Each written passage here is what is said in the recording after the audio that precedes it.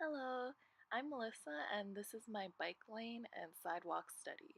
So, what is the purpose of this study?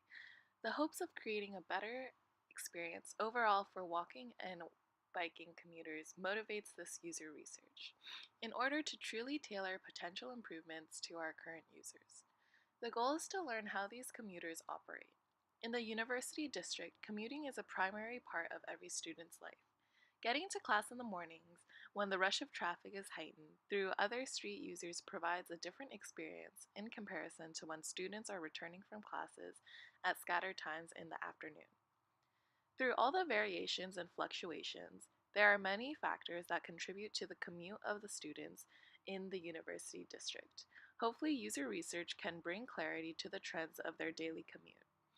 Key research field questions may include um, how do bikers and pedestrians act through their actions? What could be improved in order to make their commute a better experience? How do they cross the street? Are they patient? Are they in a hurry? How does physical layout allow or restrict their commuting experience?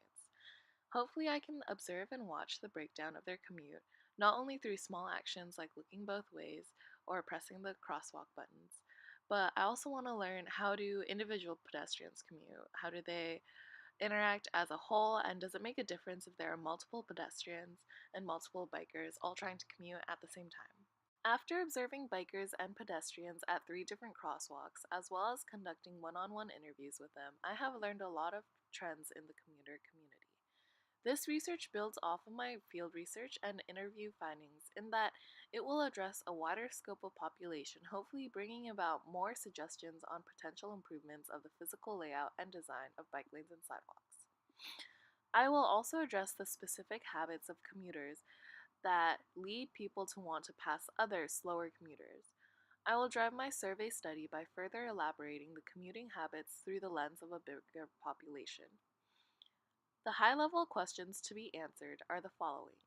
How often do you find yourself commuting? How does traffic or congestion affect your commute? On a scale from 1 to 10, 1 being super easy and 10 being super difficult, what would you rate your usual commute to school? How would you describe yourself as a commuter? What do you think of the physical layout of the bike lanes and sidewalks? My ideal group of participants would include commuters who walk or bike daily, in order to learn how to realistically improve the situation of bike lanes and sidewalks. I hope to have participants who truly commute every day, preferably more than at least 4 days a week. I would not consider potential participants who would only bike or walk every so often. I plan on recruiting more participants from bikers that I typically see on a regular basis at certain bike racks, as well as pedestrian classmates I see walking to class every day. Through this process, hopefully I can spread the survey through word of mouth or even conduct it physically. Other than that, I also plan on posting the link to my survey on UW affiliated social media groups. For my interviews, I conducted them near or on campus. I also took into consideration the preference of my participant. Before scheduling the specific locations, I also considered coffee shops or open outdoor spaces as a good selection of location, if the weather permits. After thoroughly going through my results of my surveys, I found that the physical width and exclusivity of bike lanes and sidewalks should be changed, as it is the most important and present problem. I determined this to be the most important feature as physical space and layout of the routes directly affect pedestrians and bikers, therefore having an extremely large impact on how their commute is. There are many biking and walking pedestrians that tend to commute on a daily basis. Therefore, bike lanes and sidewalks are heavily used, and alterations in the physical accommodations can bring forth an exponential amount of improvement in the countless biker and pedestrian daily commutes. Many bikers experience that there were not enough bike lanes or space in the bike lanes, and if there was, then they were much too narrow. In comparison to bike lanes that they found suitable, most bike lanes were either too small or did not accommodate the traffic. Routes like the Burke-Gilman is extremely well liked through popular demand. The exclusivity of the route to bikers and pedestrians takes out a big factor: cars. The number of participants who reported yes, the physical layout does indeed affect their commute, is showed in the green upper The half number of portion of the graph. participants who reported yes, The number of participants who reported no is showed in the red majority bottom in portion of the comparison graph. to The y-axis survey results as a increments whole. by 1. The higher the number of days per week each participant commutes, increases by 1 degree increments on the x-axis.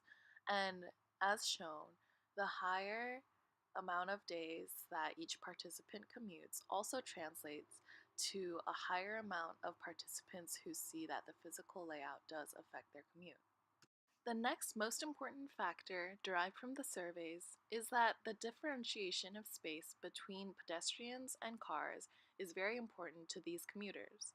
Oftentimes, bikers and pedestrians feel very unsafe because drivers do not yield to them or do not see them.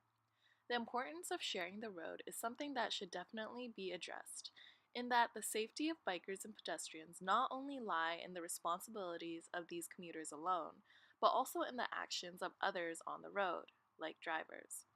This could potentially be done through a large amount of signs that read yield or other ways of spreading the share the road message. Commuters often enjoy routes like the Burke-Gilman because they do not worry about cars, because they are not allowed. Even on bike lanes like Roosevelt, where there is a nicely coded green color indicating that it is specific to bikers, there was a lot of interference with drivers, such as drivers exiting parking garages or cars or trucks parked blocking the bike lane. The ease of bikers and walkers experience while biking and pedestrian exclusive trails bring forth an extra layer of safety and comfort.